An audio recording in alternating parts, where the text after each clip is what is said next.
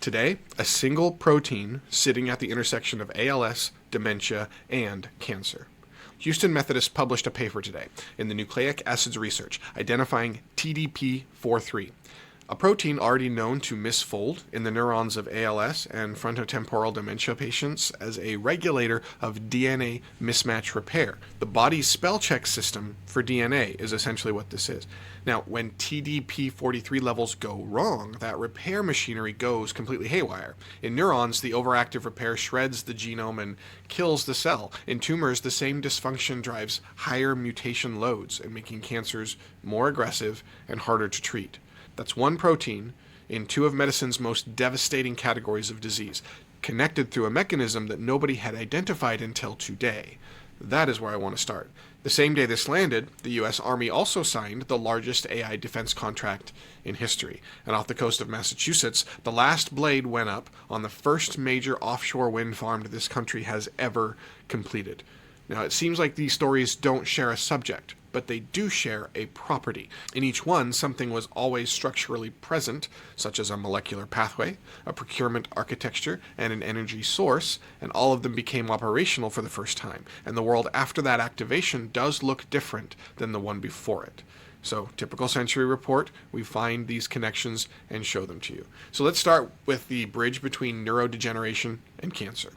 Let me stay with this TDP43 for a moment because this finding has a real depth and it deserves more than just a headline. Neurologists have known for years that TDP43 misfolds and it aggregates in the brains of people with ALS and frontotemporal dementia. That accumulation kills motor neurons. It's one of the clearest molecular signals of these diseases. But nobody knew what TDP43 was supposed to be doing, what job the protein actually held when it was working correctly, and now we know. It regulates DNA mismatch repair. So the system that catches copying errors whenever a cell divides, right? Whenever TDP43 is depleted or mislocalized, then the repair machinery doesn't shut off, it actually runs unchecked in neurons which rarely divide and are exquisitely sensitive to DNA damage. And that hyperactive repair, it's catastrophic. So the machinery designed to fix the genome ends up actually destroying it. And here's the bridge. In tumor cells, the same TDP43 dysfunction correlates with higher mutation loads. So the repair system isn't just overactive, it's actually error-prone. It introduces new mutations while trying to fix old mutations, which means the same molecular failure that kills neurons can also make cancers even more dangerous. This is the first identified mechanism linking ALS and cancer through a single pathway, and what makes it especially significant is that it opens a target. If you can modulate TDP43's regulatory function, so restore normal mismatch repair activity, then you're potentially addressing neurodegeneration and tumor mutagenesis simultaneously. Two drug development pipelines that have never spoken to each other suddenly share a new address. And that finding sits next to two other papers from today. The University of Barcelona published results on FLAV27. This is a first-in-class epigenetic drug, a G9A inhibitor that reversed cognitive decline in multiple Alzheimer's animal models. Not by clearing out amyloid plaques, because that's the approach that many of the other drugs that have been used heretofore have taken.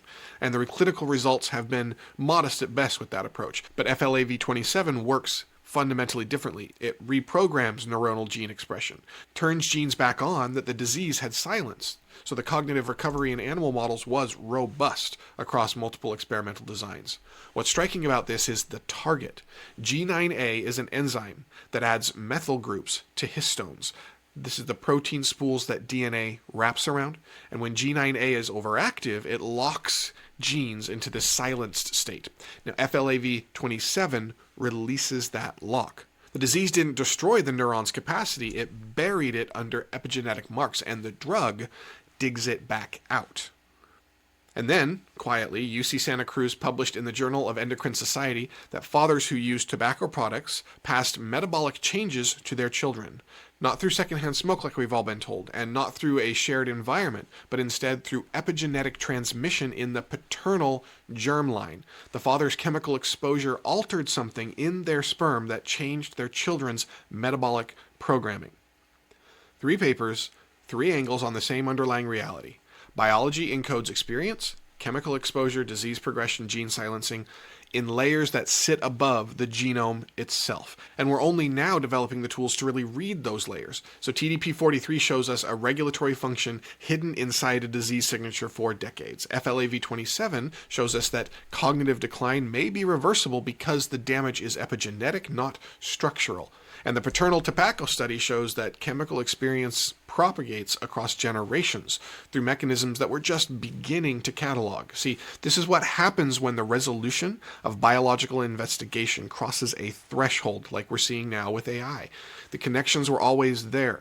TDP-43 was always regulating mismatch repair. G9A was always silencing neuronal genes in Alzheimer's brains. Fathers were always transmitting epigenetic information. We just couldn't see that, but now we can, and now we can act on it. All right, let's move on to the next story. Let's call this $20 billion and a new shape for war. The U.S. Army signed a 10-year contract with Anduril, worth up to $20 billion. That number is important, yes, but the structure matters much more. This single contract consolidates over 120 separate procurement actions into one enterprise relationship, one company, one software-defined platform, one contractual vehicle for battlefield AI, autonomous systems, sensor networks, command and control software, all of it flowing through Anduril's Lattice operating system. To understand why this is structurally different from the traditional defense contract, you have to understand what it replaced. So let's talk about what it used to be. Those 120 plus procurement actions each had their own contracting officers, their own requirements documents, their own timelines, their own approval chains. The Army was buying capability the way that you'd buy groceries. If you had to negotiate a separate contract for every item in the cart, a different store, a different term every time, that was by design as an oversight. Now, the Anduril deal collapses all of that into a platform relationship. The Army isn't buying products, it's subscribing to a capability layer.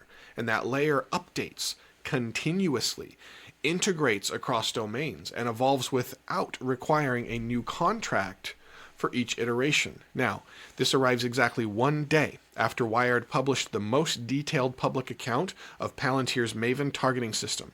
AI-driven target nomination, bombardment asset assignment, conversational intelligence queries, all of that. And 2 days after the Pentagon CTO described embedded AI safety commitments as pollution in the military supply chain. The trajectory is so clear. The military is moving from purchasing AI and trying to use it as discrete products for discrete tasks to embedding AI as an infrastructure and a lethal one. A platform relationship means the AI isn't really bolted on, it's woven through, and the governance questions compound at every layer of integration. When AI is infrastructure, the evaluation has to be continuous, systemic, architectural. The kind of governance that matches this procurement model has not been built yet. That's been Anthropic's point this entire time. But the contract now is already signed. So what I want you to hold on to here is the contrast with the Anthropic confrontation. The Pentagon rejected a model with embedded safety commitments as incompatible with military use. And then it signed the largest AI defense contract in history with a company whose entire product is a unified AI platform for warfare. Is that hypocrisy? No, it's a revealed preference. The military is telling you exactly what kind of AI architecture it wants, and it's backing that preference with $20 billion over a decade. The organizations building safety into their systems now have a concrete number attached to the cost of that commitment to safety. All right, next story. 1,500 megawatts over in the Atlantic. So off the coast of Massachusetts, workers installed the final blade on Vineyard Wind's 60-second turbine. This is 800 megawatts, the first large-scale offshore wind farm in the United States, and it's structurally complete. On the same day, Revolution Wind, 704 megawatts off the coast of Rhode Island and Connecticut, began also delivering power to the New England grid. It's 1,500 megawatts of new carbon-free generation entering service simultaneously from projects that not long ago appeared to actually be dead because of government intervention. Both of these projects survived federal stop work orders. The previous administration attempted to halt offshore wind development. Courts overturned those orders. Construction resumed, and today the turbines are spinning. Let's sit with that for just a second, because the energy infrastructure arc has been building a specific story since late February. Virtual power plants assembling distributed batteries, house by house. State legislators removing utility gatekeeping from rooftop and balcony solar. PJM unlocking 15 to 40% more transmission capacity just by measuring actual weather instead of worst-case assumptions. DOE deploying nearly $2 billion for transmission reconductoring, and now the physical arrival of utility-scale offshore wind. This is an arc that we've been tracking since the Century Report started. Each of these is a different technology, different scale, different institutional mechanism, but they share a property beyond just the fact that they're about power. In every case, the constraint that delayed deployment was institutional and not physical. The wind was always blowing off Massachusetts, obviously. The grid lines could always carry more current. The solar panel pathways always worked once they were plugged in, but what stood between the energy and its use was a permitting process, a measurement framework, and a political decision. And in each case, the institutional barrier cracked before the physical one did. Same day, but different ocean and different continent, Waaree Energies broke ground on a 10-gigawatt integrated solar ingot and wafer manufacturing facility in Nagpur, India. 300 acres, roughly $740 million, the largest such complex in that country. This is India building domestic control over the upstream photovoltaic supply chain, the ingots and wafers that become the cells that become the panels. So right now, that supply chain runs overwhelmingly through China. India has been building semiconductor fabs and investing in open source AI models and cultivating domestic compute capacity, and now it's adding upstream solar manufacturing to that stack. The strategy is full spectrum industrial sovereignty, and the Nagpur facility is the energy layer of that ambition. All right, let's shift to something else. This is the sound of organizational collapse. Two more co-founders left XAI. Dai and Zhang. Zhang reported directly to Musk and led two of the company's key projects, Grok Code and Grok Imagine. His departure follows a pattern that we've continued to track here. 9 of 12 original co-founders gone. SpaceX and Tesla managers sent in to audit staff, employees being fired based on those audits, a company that Musk himself acknowledged was, quote, not built right. What's new today isn't another departure, it's the accumulation of all this. Staff described data quality failures, deteriorating morale, constant reorganization, and the SpaceX and XAI merger, scheduled in June, is approaching, like a deadline the organization may not be coherent enough to meet. Yesterday we talked about how frontier AI capability resists compression. You can't buy your way into a research culture.